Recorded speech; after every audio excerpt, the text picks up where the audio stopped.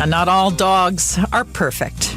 Some bark a lot, others like to jump up on people, and a lot of them just don't come when they're called. A unique type of dog training aims to help owners manage those behaviors, but not necessarily punish them. Tamron Fudge is a shamanic dog trainer. Daybreak's Courtney Dixon met her at a popular dog park in Kamloops to find out what that means. My name's Tamron Fudge. I'm from Kamloops and I have Infinite Dogs, Shamanic dog trainer. I'm the founder and the teacher of Shamanic dog training. Shamanic dog training is something that evolved over the last 15 or 20 years of my work with dogs. I've always been attracted to dogs that have big troubles. I've also lived with dogs with severe problems such as aggression and anxiety and health issues. And so over time, it became more comfortable to look at my dogs as my friends, my family. It became less and less comfortable to be so focused on controlling them and teaching them the performance, obedience that we're all taught that is the answer to everything.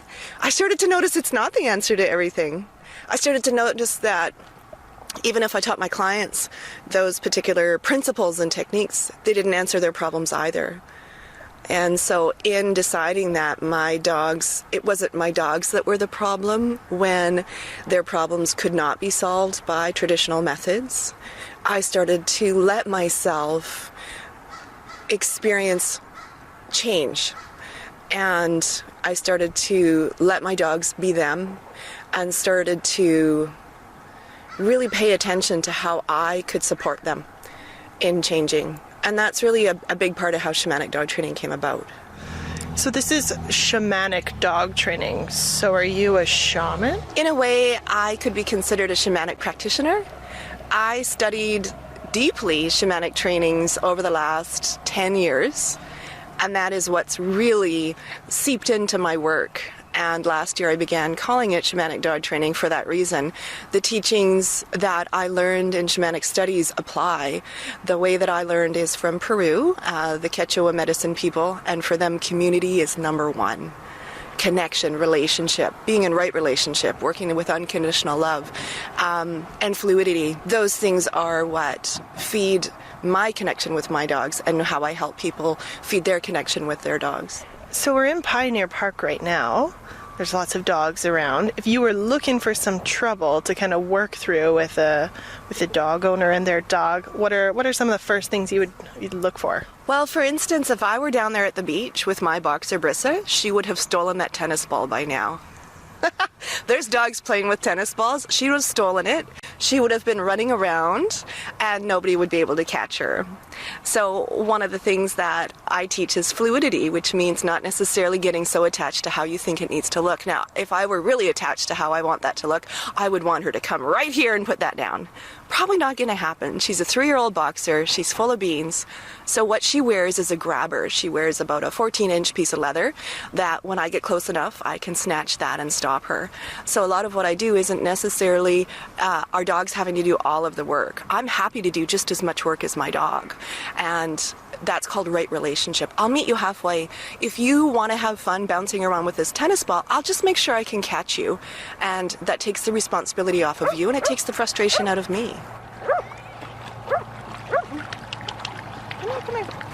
So for me, and what I teach my clients is know your dog.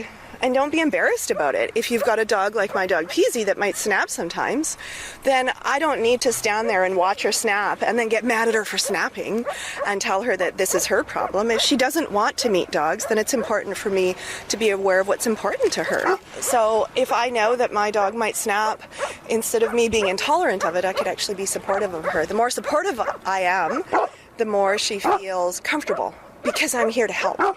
How do you be supportive of your dog when they're snapping?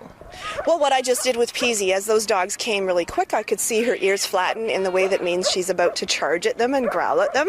So I picked her up just to give her some space to breathe. And then when they all went away, I put her back down. That allowed her to kind of watch the situation, get a sense of herself. And when they approached again, she was more prepared. Not as much about correcting or fixing or how do I make sure she knows this is naughty. I'm not as concerned about that. The more that I help my dog feel mentally and emotionally well, and I'm the caretaker of that well-being because I choose the situations I put them into, then the more stable they become and the less reactive they become in general. See, here's the dog snapping at another dog because the dog's been barking at him for how many minutes now, right? So for people who have maybe barky dogs, for example, what would you do? What would you tell owners then?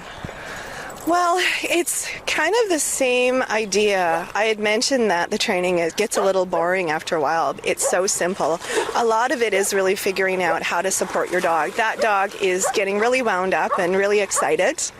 And so Peasy's going to run over to it and ask it if it still needs to bark. There we go. So it's really wound up, and although that's not bothering the dog and it's not bothering the other dogs necessarily, if we think it's bothering us, then it can be as simple as learning some calming techniques and walking over it and just really getting that dog to slow down a little bit. A lot of what I want to do is help people understand how they can help their dogs manage their own nervous systems. So when their nervous system is getting high and revved up, let's say this dog's maybe at a 6 or a 7 on a scale of 1 to 10, I teach people how to consistently get their dogs to gear back down. The more that you can help your dog experience gearing down and coming down out of that high intensity, it's not that we want that dog to stop having fun, but we can help them understand how to do it at a more manageable level.